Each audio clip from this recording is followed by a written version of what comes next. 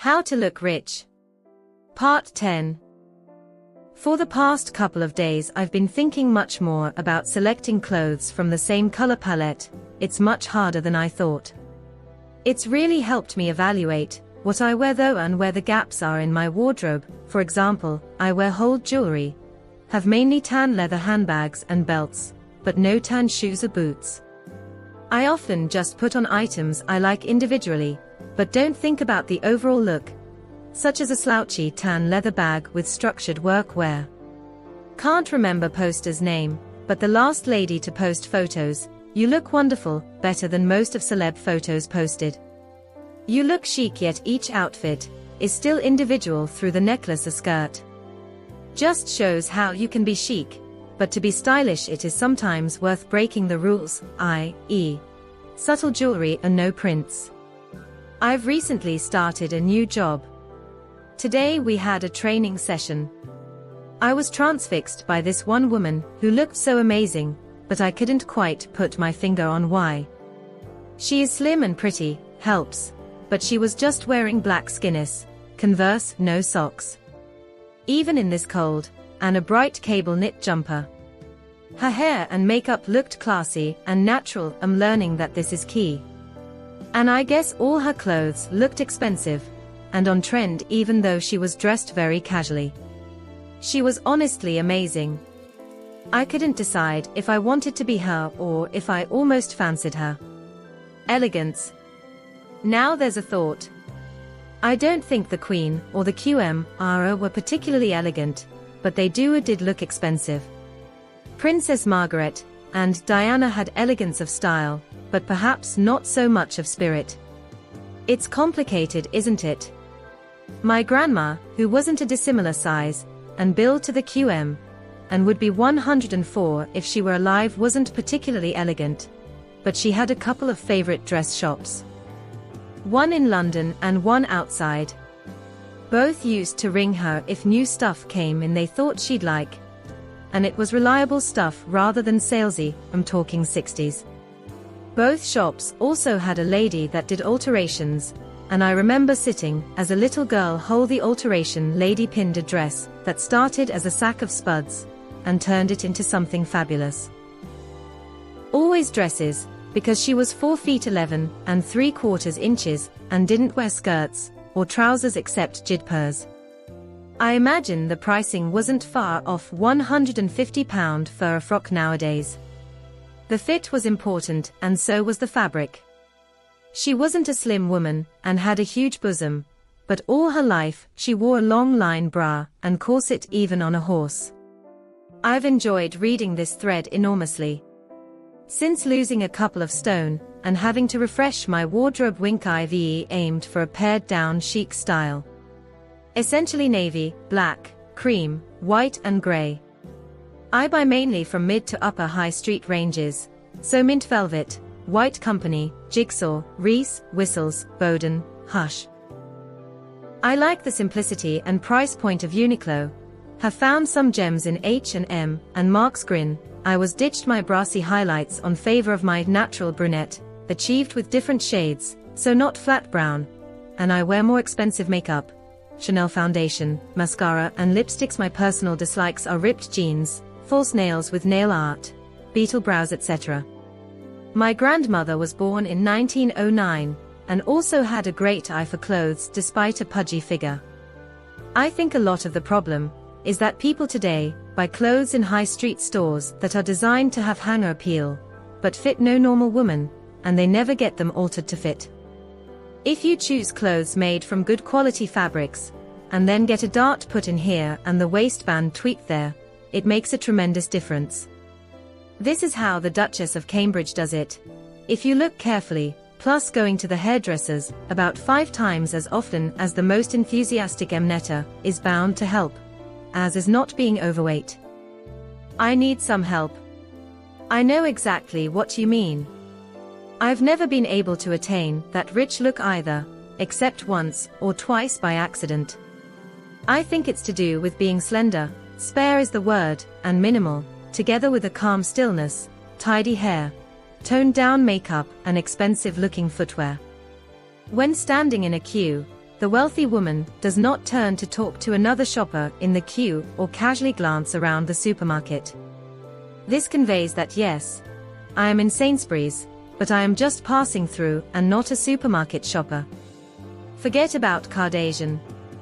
To look pulled together, you need to exude class and wealth. I know precisely the type of woman in Sainsbury's that the first poster envied. Firstly, she is not bogged down with errands and food shopping, so she looks relaxed. Secondly, she was wearing jacket, jeans, top and high boots, probably in muted colors, and probably with a whiff of expensive parfum. Thirdly, I bet she didn't have one hair out of place and her makeup was not melting from exertion. Lastly, her clothes fit well and follow the line of her figure, giving a slender silhouette. It's a combination of inner attitude and look. Hope you are enjoying today's video from Mother's Narrative Network. Please like, comment and subscribe for more daily uploads. Don't forget to click the notification bell. This thread is addictive. So now I am wondering where you can buy decent trousers. I am slim but have no idea which shops the brands are good. I picked up a lovely Hobbs cornflower blue trench in a charity shop today, not exactly neutral, but it looks good. Everybody hates a tourist. I think what you said is spot on. Wealth gives you quiet confidence enough to drive a 20-year-old car, but also never to brag about the new one. Not suffering fools gladly, having a presence that conveys she fully expects her request to be fulfilled, personable to shop staff, but not trying to be their friend. After all, it's a business transaction at the till, not a search for a friend. All of this is correct upbringing born of not having the burden of household errands, and carrying limb-extending shopping bags. It is much easier to appear gracious, when one's life is much easier, and you don't have to deal with the vagaries of everyday life. It's not really in keeping with the gist of the thread, but the one thing I noticed about the rich and powerful was the cleanliness. This was in London. I've no idea where that expensive people get grubby mucking out the horses, but now I live in the country and rarely see anyone with that extraordinary level of cleanliness. I'm not quite sure how it was achieved. Multiple showers per day, plus saunas and facials would be my guess. And never having to crush into a tube carriage, cross a busy interchange on foot, or rummage anywhere for anything. This gym-free life would, of course, include having your clothes, hair and shoes sorted out for you. I guess that helps, smiley face. I'm a makeup artist, and have to look good for clients, but I'm also on a budget. Clean clothes, a fresh face of makeup, done hair and non-scuffed shoes really makes a big difference even without spending money. Good underwear goes a long way to make you look and feel better in cheaper clothing. Makeup-wise, a light coverage, spot conceal any areas if needed, groomed brows, defined lashes and a nice lip is more than enough to pull you together and make you look done without too much effort. I would recommend Uniqlo or M&S. If you're busty, definitely a V-neck, and preferably with a collared shirt underneath. I would also suggest that you don't buy the jumper too big, so that it nips in slightly at the waist. That will give you a better shape. My DCIS has big norks, and she wears massive shapeless jumpers that make her look 2 sizes bigger than she actually is. I'm not a style guru. I used to work in the city, now I work for an engineering company. Dancer girl, I love color, but limited to an item, just like the prints. One of my favorite cashmere jumpers is a Ralph Lauren one bought a Bista in orange.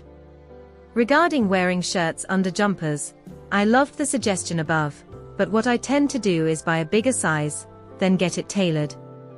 This means it will fit you in the boob area, so no unattractive chest gaping. It also means the shirts tend to be slightly longer, so they don't ride up, and can be tucked into jeans comfortably, etc. I know this thread is about looking expensive, but what I believe the title is referring to is how to be stylish in any clothes. One last photo of me was asking DH's advice, no idea why, must have been feeling insecure that day. This is a M&S dress, with a CH Carolina Herrera jacket. I spend all my money, in the sales, on decent outwear, shoes and handbags. As you can also see, as the outfit was so neutral, I stuck my Skin Lift red lipstick on. This is a really interesting and inspiring thread. When I was 25, I got a job at Condé Nast, the publishing company that owns Vogue, Tatler, World of Interiors, GQ, the posh magazines, which is obviously stuffed with rich, classy, stylish people. Everyone who got a job there starkly changed their image within about 4 months.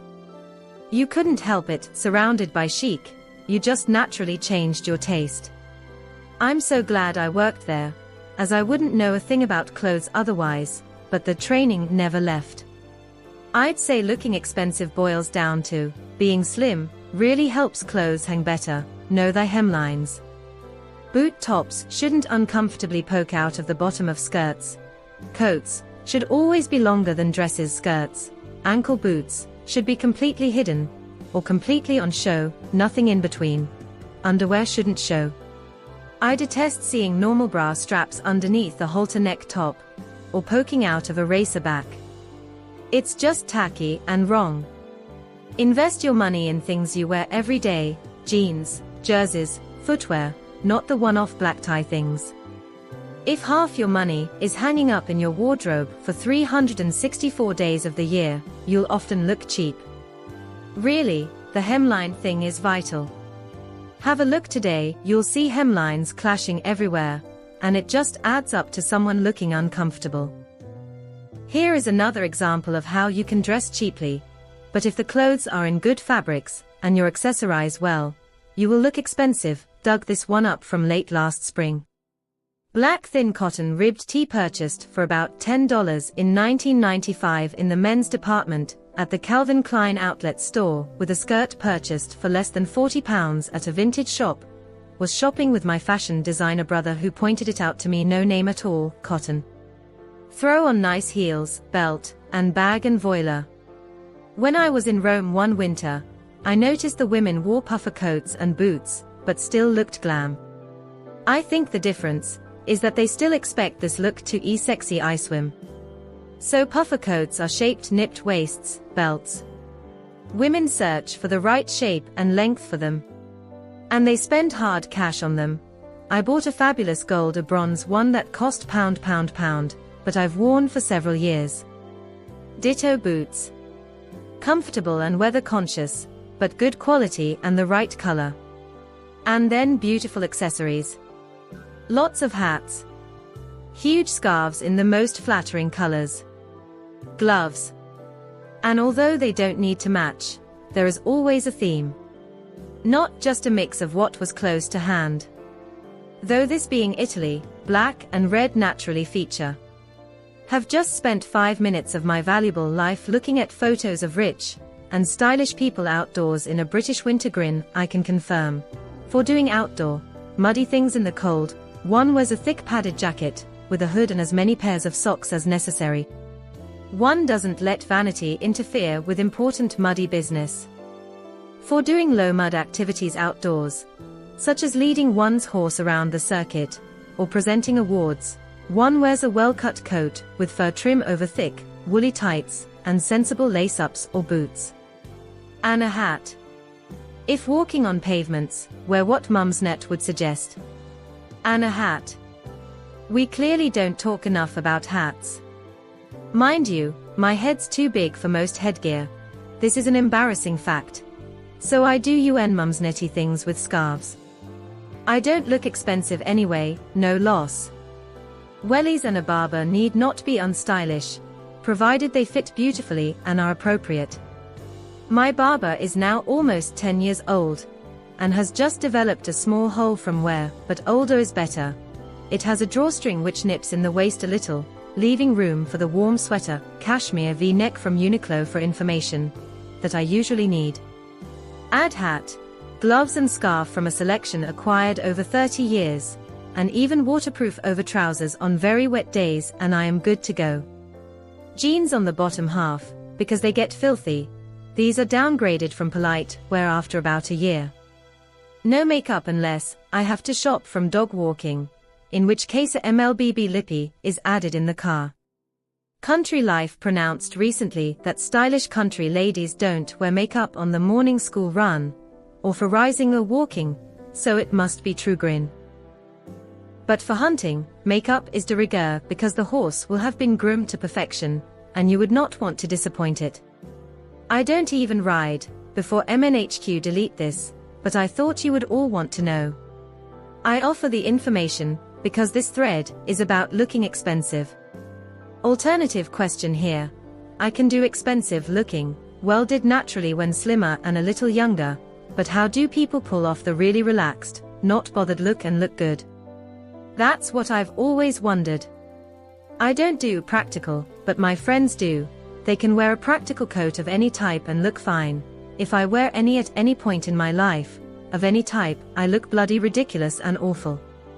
My son's teaching assistant, who admittedly I really like, winky face, was wearing a hoodie earlier, and he looked gorgeously adorable.